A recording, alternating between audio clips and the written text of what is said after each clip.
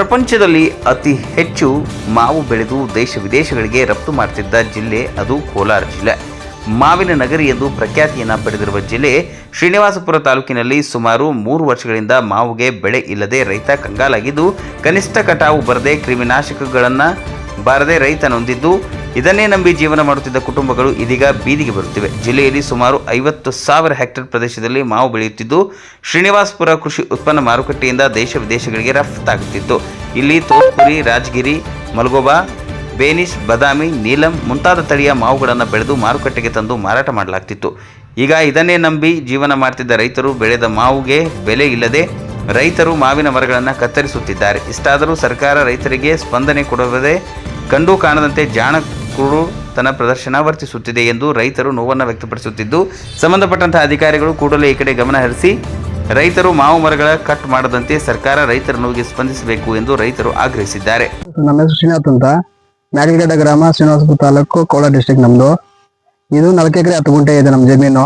ಅದು 3 ವರ್ಷದಿಂದ ರೇಟ್ಗಳಿಲ್ಲ, ಏನೂ ಇಲ್ಲ. ಸುಮ್ಮನೆ ಇಲ್ಲಿ ಮದ್ದು ಬೆಳಿತೀವಲ್ಲ ಅದಕ್ಕೂ ರೇಟ್ ಬರಲ್ಲ. ಇಲ್ಲಿ ಕಟಾವ್ ಮಾಡ್ಕೊಂಡು ಹೋಗ್ತೀವಿ ಅದಕ್ಕೂ ರೇಟ್ ಸಿಗ್ತಾ ಇಲ್ಲ. ಸುಮ್ಮನೆ 1,000-2,000 ಕೇಳ್ತಾರೆ.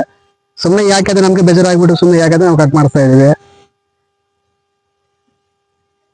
25ರಿಂದ 30 ವರ್ಷ ಮರಗಳು ಇವೆಲ್ಲ ಸುಮ್ಮನೆ ಇಟ್ಕೊಂಡು ನಾವೇನು ಪ್ರಯೋಜನ ಇಲ್ಲ ಅಂತ ಹೇಳ್ಬಿಟ್ಟು ಇವಾಗ ನಮ್ಮ ಹುಡುಗ ಮದುವೆ ಮಾಡ್ಬೇಕು, ನಮ್ಮ ತಂಗಿ ಮದುವೆ ಮಾಡ್ಬೇಕು, ದುಡ್ಡಿಲ್ಲ, ಏನೂ ಇಲ್ಲ.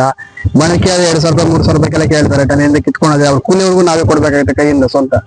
ಇಲ್ಲಿ ಔಷಧಿಯವ್ರಿಗೆ ಮದ್ದು ಹೊಡಿದಾರಲ್ಲ, ಮದ್ದವ್ರಿಗೂ ನಮ್ಗೆ ಕೈಯಿಂದ ಬೀಳೋ ಅವಶ್ಯಕತೆ ಇದೆ. ಸುಮ್ಮನೆ ಯಾಕೆ ಅಂತ ಹೇಳ್ಬಿಟ್ಟು ನಮ್ಗೆ ಬೇಜಾರಾಗಿ ನಾವು ಕಟಾವ್ ಮಾಡ್ತಾ ಇದೀವಿ. ನಮ್ಮ ತಂಗಿ ಬೇರೆ ಮದುವೆ ಮಾಡ್ಬೇಕು, ಅದಕ್ಕೂ ದುಡ್ಡಿಲ್ಲ ನಮ್ಮ ಹತ್ರ.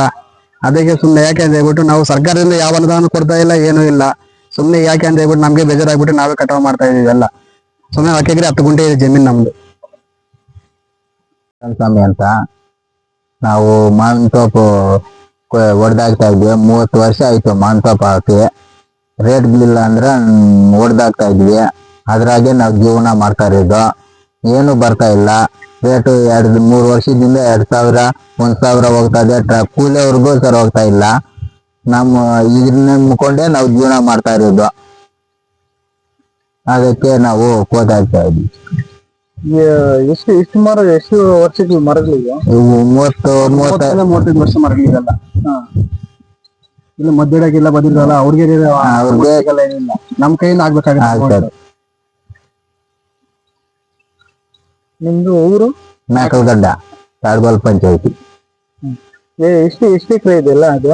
ಇದು 4 ಎಕರೆ 10 ಗುಂಟೆ ಇದೆ ಟೋಟಲ್ ಎಲ್ಲ.